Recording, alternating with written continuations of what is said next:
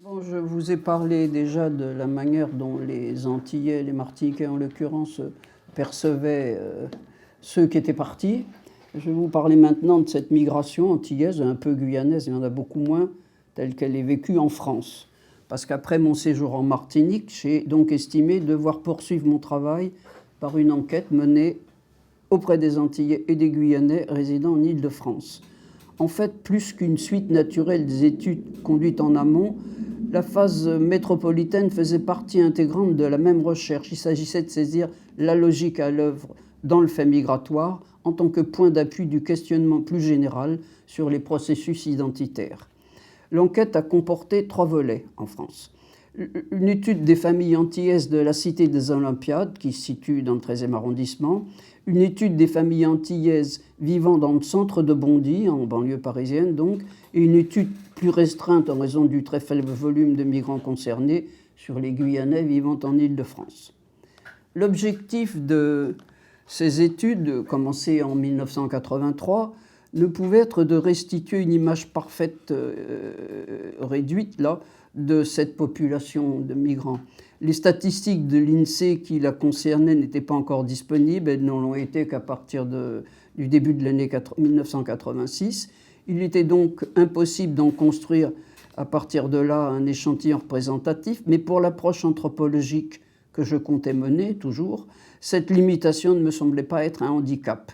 Les stratégies des intéressés et leurs observations, les stratégies des intéressés et leurs représentations pouvaient en effet, à mon sens, être mieux éclairées par les modalités de la pratique interrelationnelle, des modalités que seule l'approche qualitative en un lieu circonscrit pouvait faire apparaître. Je dois ici ouvrir une parenthèse concernant le problème que peut poser, aux yeux de certains, la non-représentativité du groupe de personnes interrogées. Les résultats de l'enquête ont en effet révélé que la pratique interrelationnelle des Antillais du groupe visé était infiniment plus limitée que ce que j'en attendais a priori. Mon opinion préalable était en effet influencée par la prolifération des associations sociales et culturelles concernant ce qu'on nommait la communauté antillaise. Cette prolifération laissait supposer que la communauté en question était importante et qu'elle existait même au sens fort du terme. Pas au sens galvaudé où on dit communauté, tous. Bon, une communauté, c'est des gens en relation réelle. C'est bien dans ces termes que la vivaient, notamment nombre d'intellectuels et d'antillais qui probablement, je suppose en tout cas, se référaient à leur propre pratique. Or, selon les résultats de l'enquête menée dans la Cité des Olympiades en 1983-84, cette pratique semblait ne concerner qu'une minorité très active et n'engendrer dès lors qu'une communauté réduite. Aurais-je obtenu des résultats très différents si j'avais mené mon enquête ailleurs et sur un plus grand nombre de personnes? Personnellement, je n'en suis pas sûr, mais je ne peux pas l'affirmer, évidemment. Toujours est-il qu'aux Olympiades, les Antillais alors étaient essentiellement regroupés dans l'une des grandes barres horizontales où ils occupaient 29 logements sur 360. Il s'agissait pour les adultes de petits salariés relevant surtout du secteur public et assimilés.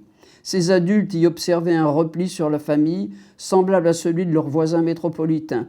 Les jeunes étaient plus ouverts sur l'extérieur. Pour certains d'entre eux, cette ouverture s'accompagnait d'une revendication ou d'une quête d'antillanité.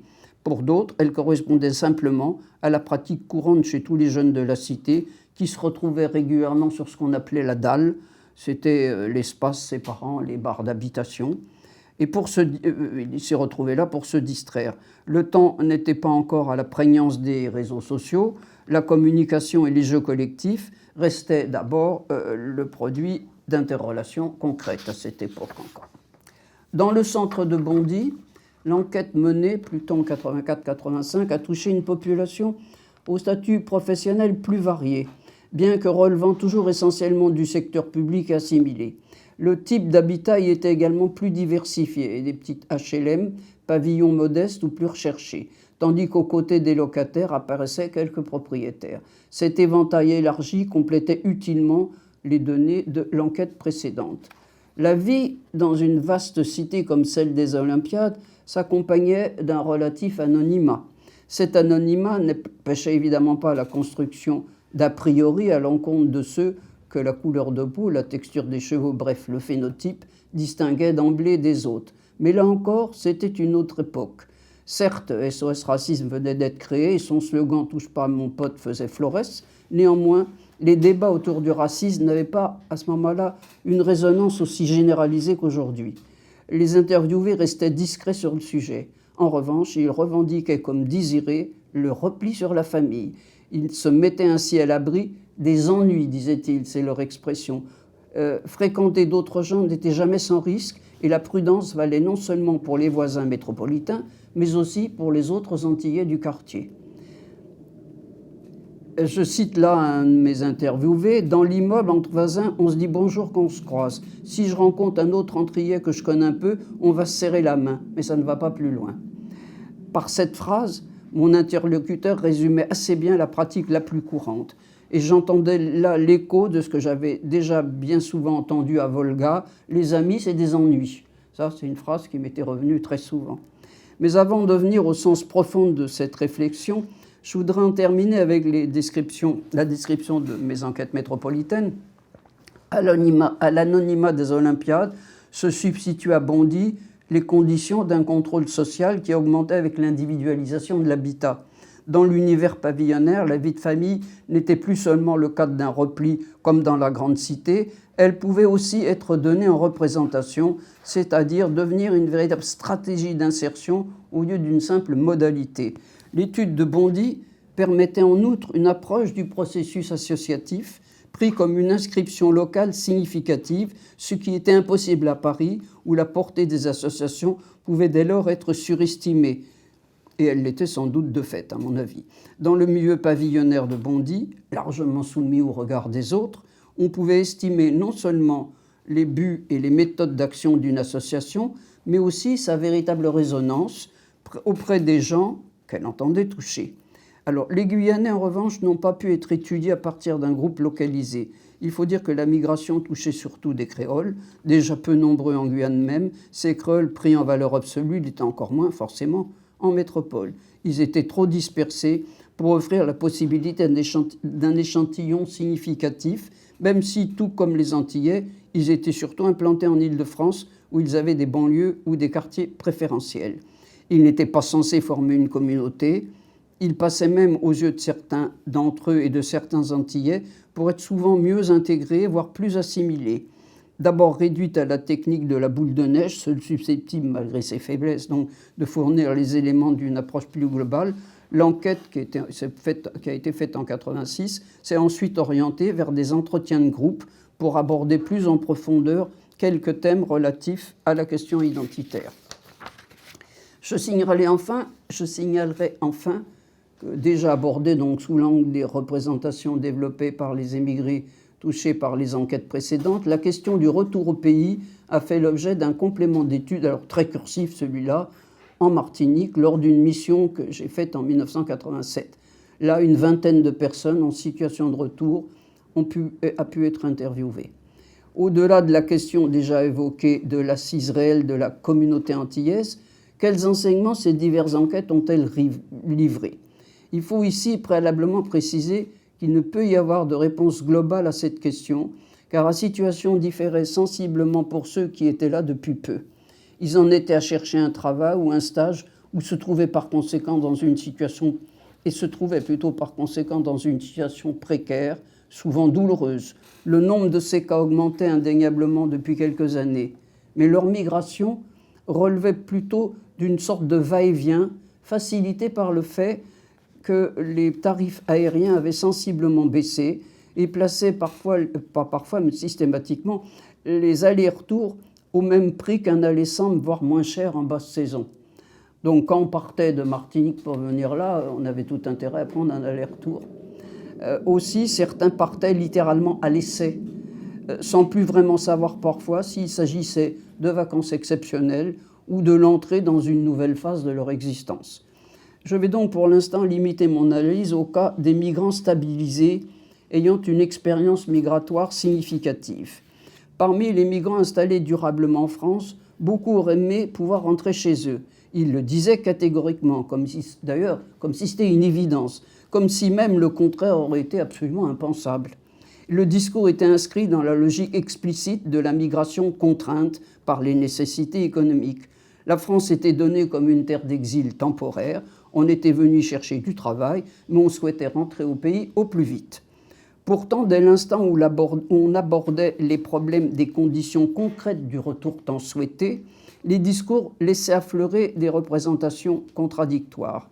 Les premières images opposaient d'un côté le froid, le ciel toujours voilé, les murs gris, l'accélération d'un rythme de vie qui ne laissait plus de répit, bref, la tristesse et les contraintes de la vie en France, et de l'autre côté, le ciel bleu, la mer, la chaleur du climat et de l'ambiance, l'épanouissement donc que l'on pouvait connaître aux Antilles.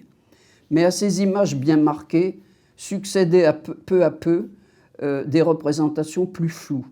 On regrettait par exemple la solidarité du groupe d'origine, et cette solidarité est d'autant plus mythifiée que son souvenir était plus lointain. Mais on ne gardait pas un très bon souvenir du contrôle social dont cette solidarité s'accompagnait. On déplorait l'isolement que l'on connaissait en France, mais on appréciait de n'être pas toujours sous le regard des autres. Certains disaient se sentir un peu libérés de la peur des malveillances qu'entraînaient souvent là-bas, donc à la Martinique, les jalousies. Notons au passage la fréquence de cette expression là-bas, qui est employée aussi bien pour désigner, je crois que je l'ai déjà dit, le pays d'origine, quand on vivait en métropole, qu'inversement, la métropole, quand on était de retour au pays. Quant à l'expression jalousie, elle recouvrait en fait les pratiques magiques. La peur de ces dernières était même l'une des rares raisons pouvant amener un Antillais immigré à écarter sans retour, sans hésitation, toute idée de retour. En effet, si ces pratiques se perpétuaient sans doute un peu sur le sol européen, elles n'y avaient pas l'omniprésence qu'elles avaient de l'autre côté de l'océan. Cependant, il valait mieux en Europe aussi, s'en mettre autant que faire se peut à l'abri. Ainsi, expliquait-on souvent, on l'a vu, le repli sur la cellule familiale. C'était pour éviter les ennuis ou les histoires, notions derrière lesquelles se professait toujours la peur du quimbois, selon l'expression martiniquaise désignant les pratiques de sorcellerie. Par ailleurs, la notion de promotion restait aussi centrale pour ces migrants installés, aussi centrale qu'elle l'avait été au temps où ils avaient pris la décision de quitter leur pays. Ils estimaient généralement que c'était ici que les enfants avaient l'avenir le mieux assuré. Le retour n'était alors plus du tout évident avant la retraite. Et même lorsqu'il s'agissait du projet de retraite, les réponses n'étaient pas forcément aussi claires qu'on les aurait attendues. Souvent s'interposait l'idée qu'il faudrait avoir réuni préalablement les moyens d'acheter une maison et les autres éléments d'un train de vie prouvant leur réussite en France. En fait, la croyance au triptyque émigration, assimilation, promotion, triomphante dans les années 70, continuait peu ou prou de fonctionner, quoique sur un mode déclinant. Chez les derniers arrivés, l'ambivalence n'apparaissait plus nettement, comme dans le cas qui viennent d'être évoqués. Certains tenaient même des discours manichéens. Là-bas, c'était le paradis, tout aurait été merveilleux s'il y avait eu du travail. Ici, la vie ressemblait plutôt à un cauchemar. Alors, on était tenté de poser la question, pourquoi venir ici quand on n'est plus même assuré d'y trouver un travail ? Un tel pouvait répondre qu'il ne savait pas, qu'il lui avait fallu venir voir par lui-même et que maintenant il allait rentrer. Mais tel autre qui en était à son deuxième, voire troisième essai en France, je ne lui posais même pas la question parce que ça l'aurait embarrassé par trop, donc c'est pas possible. Certaines situations de retour observées à la Martinique ont montré mieux encore la complexité du problème identitaire que pouvait poser l'émigration. Les cas de va-et-vient signalés tout à l'heure donnaient lieu à des discours largement dominés par les nouveaux stéréotypes qui s'étaient construits à partir de l'inversion des précédents. Toutefois, certains de ces discours pouvaient laisser filtrer la persistance d'une ambivalence sous-jacente, difficile à énoncer dans le contexte d'un discours dominant qui était toujours contraire. C'est du moins ce que je supposais, sans pouvoir affirmer que je n'étais pas là devant un simple biais de l'entretien qui veut que l'interviewé cherche souvent à faire plaisir à l'intervieweur. D'autres cas d'échec ou de difficultés dans le retour éclairaient bien tout le malaise engendré par le jeu des mythifications et de leur inversion. Auparavant, avait régné en Martinique le mythe d'une France paradisiaque dont la gloire rejaillissait sur les migrants. Désormais, le processus de mythification avait changé à la fois d'objet et de lieu. Il concernait l'appréciation de la population émigrée, que la population émigrée portait sur son pays d'origine et sur la solidarité traditionnelle. Bon, tout ça s'est inversé. Il y avait évidemment des retours réussis. Ils correspondaient le plus souvent à des migrations réussies. Étant donné le caractère cursif de mon enquête, je ne saurais dire s'ils étaient plus ou moins fréquents que les retours ratés ou difficiles, mais c'était ces derniers, les retours difficiles, qui, de toute façon, avaient le plus à m'apprendre, si je puis dire.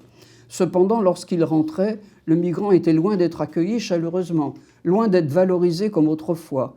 Il était au contraire suspect, notamment de se croire supérieur à ceux qui étaient restés ici et qui, dorénavant, lui refusaient les bénéfices de l'expérience migratoire. On le traitait de comparaison, c'est l'expression très courante à la Martinique, pour dire à quelqu'un qu'il se croit supérieur, bon, il est comparaison.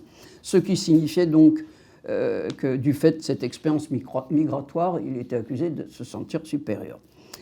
Pour être réintégré dans son groupe d'origine, il lui fallait faire ses preuves, c'est-à-dire démontrer qu'il n'avait pas changé alors que tout le portait à l'inverse. Certains supportaient si mal de voir mise à l'index une expérience pour eux centrale qu'ils choisissaient de repartir. D'autres se repliaient simplement sur eux-mêmes, comme ils l'avaient fait dans les HLM de banlieue parisienne. D'autres enfin, ou même pas de banlieue d'ailleurs, d'autres enfin constituaient un réseau formé de gens revenant comme eux de France. L'expérience migratoire retrouve alors sa valeur et à travers elle, quelques-uns des modèles que l'on avait si fortement dénoncés. Je rappelle toutefois que les résultats de mon enquête sur les retours, aussi intéressants soient-ils, ne portaient pas sur des cas assez nombreux en chiffres absolus pour être généralisables. Ils ne donnaient qu'une indication. Néanmoins, cette indication s'inscrivait bien dans le sillage des données de l'enquête générale. Elle en confortait la logique. En ce sens, elle méritait donc d'être signalée, je pense. Pour conclure et marquer le lien avec les recherches qui ont suivi, je voudrais souligner que cette approche de l'immigration venait s'inscrire dans mon questionnement sur les processus identitaires dont mes recherches précédentes, en Guyane et surtout à la Martinique, avaient montré toute l'acuité. Tout d'abord, l'émigration vers la métropole devait être prise dans une histoire migratoire plus générale. Cette migration pouvait elle-même devenir un fil conducteur de la réflexion et ne pouvait le faire qu'à la condition d'être saisie dans sa globalité. Certes, elle pouvait apparaître comme étant d'abord un phénomène imposé par le double jeu des contraintes économiques et du système politique. Le Bureau pour le développement des migrations dans les départements d'outre-mer, qu'on appelle BUMIDOM, créé en 1963, avait joué en l'affaire un rôle tout à fait central. En principe, cette création du BUMIDOM avait pour but d'organiser une migration de travail et de remédier ainsi aux effets présumés d'une surpopulation conjecturée à l'époque à la Martinique ou à la Guadeloupe. Et à La Réunion, la Guyane, non, ça n'était pas assez peuplé pour qu'on craigne ça. Dissous en 1980, le BUMIDOM avait plutôt été un important moteur de la migration antillaise que j'avais pu moi observer sur le terrain. Toutefois, il ne résumait pas tant s'en faut la logique migratoire que je voyais à l'œuvre. Pour saisir cette logique dans toute son épaisseur, il fallait la relier au processus identitaire. Cette corrélation était inscrite dans la genèse même du fait social et culturel créole, puisque ce dernier était né de la transplantation d'Africains, c'est la migration originaire, et de l'esclavage. Elle pourrait ensuite, tout au long de l'histoire, que marquaient divers mouvements migratoires, marronnage, dispersion des esclaves libérés après 1848, migration vers la ville, migration vers la France. Des mouvements qui tous participaient au devenir du questionnement identitaire créole. Me donner les moyens de mieux cerner la logique de ces mouvements et de ce questionnement, tel a été le sens de mon nouveau projet de recherche. Un retour sur le terrain guyanais m'est apparu alors tout à fait indiqué en raison des particuliers de ce pays qui en faisaient souvent un cas de figure particulièrement éclairant.